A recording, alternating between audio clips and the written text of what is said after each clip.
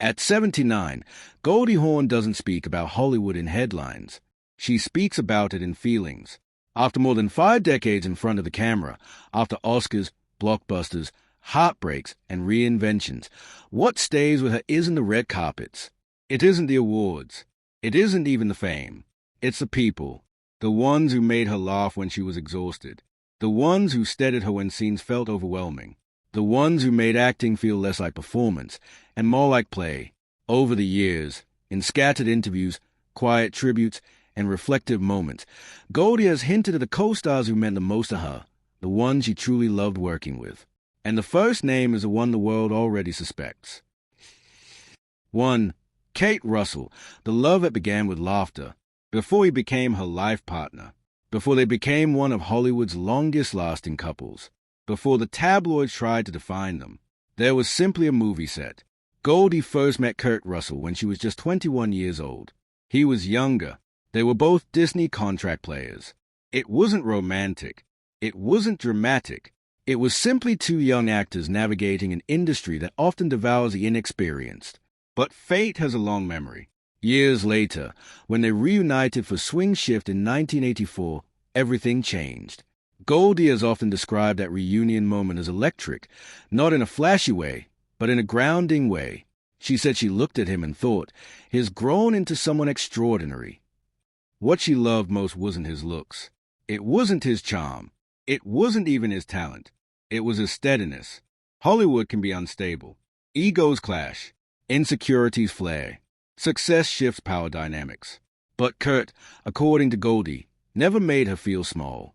He never competed with her. He never resented her success. And at the time, she was already an Oscar winner and established star. In fact, she has said something revealing about him. She felt safe. In interviews, Goldie has explained that safety is the rarest gift in Hollywood.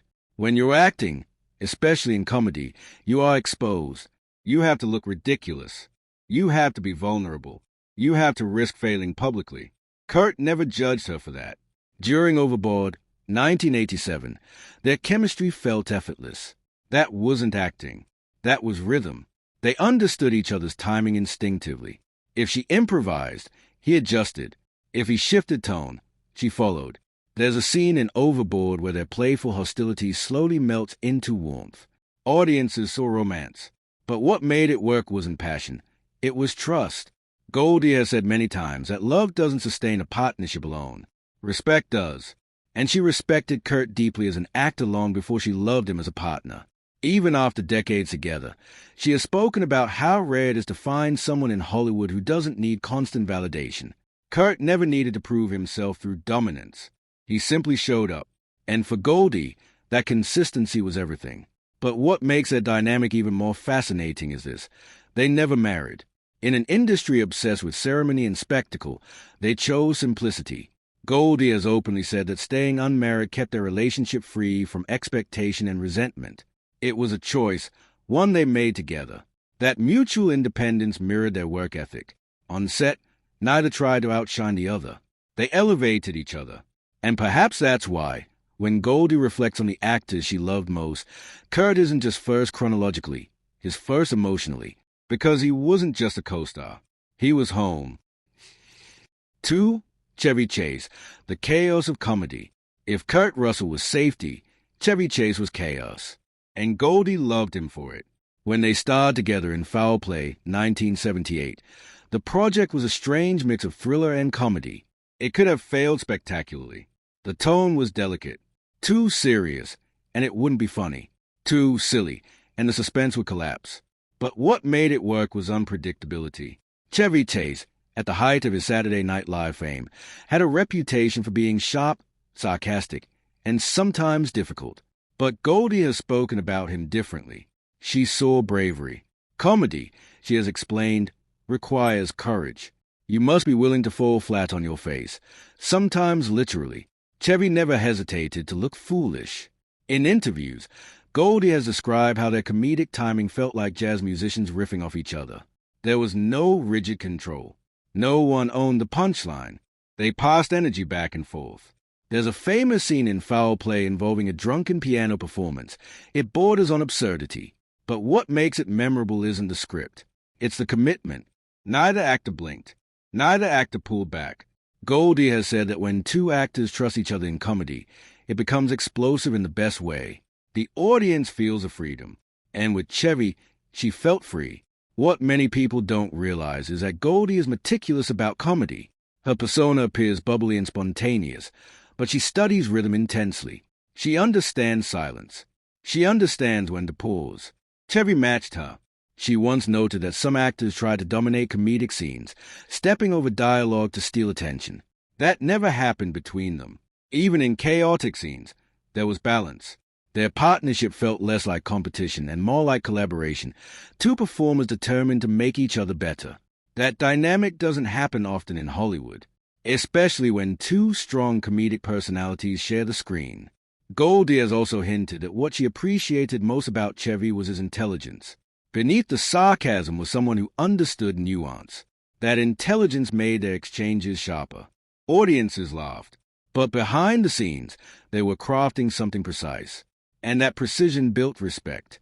Even years later, Goldie has spoken about how rare it is to find someone who understands the delicate dance of comedy the way Chevy did during that era. He challenged her. He surprised her. And surprise, she has said, is a heartbeat of great performance. 3. Walter Matthau, the mentor who changed everything.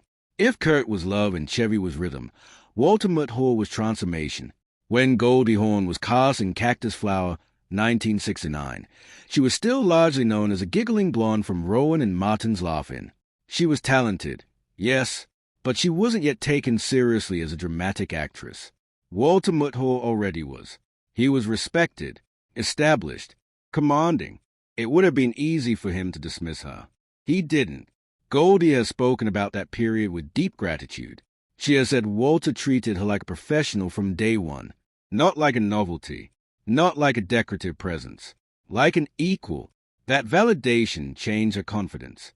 She once admitted that she doubted herself constantly in the early days. She worried she wasn't serious enough for dramatic roles, but Walter encouraged her to lean into authenticity instead of imitation.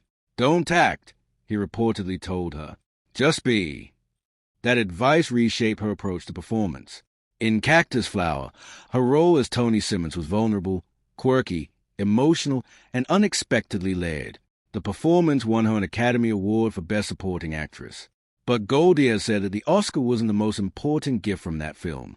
The belief was, Walter, she explained, didn't over-direct her. He didn't micromanage her choices. He allowed her space to discover the character organically.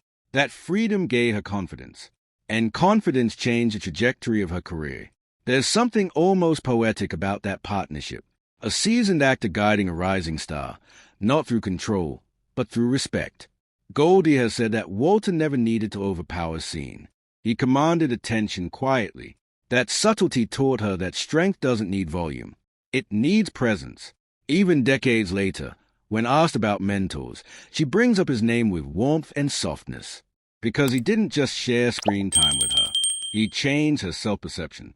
And sometimes that matters more than any award.